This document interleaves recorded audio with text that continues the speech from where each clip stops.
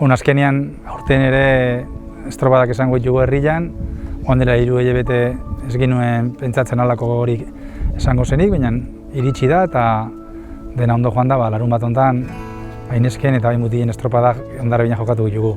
Hemendikan zale guztioi dei bat egin, dudik gabe estropada eguna Hondarribian oso egun importantea da eta ospatu eta bizi, baina errespetuarekin eta jakin da Espigoira eta Arrantzalekaiara eta ezin dela hurbildu, Espigoia itxila egongo dela, aurten itxetikan animatu beharko dituzue, mutilak eta neskak, baina beraiek seguru zuen animoak eta jasoko dituztela.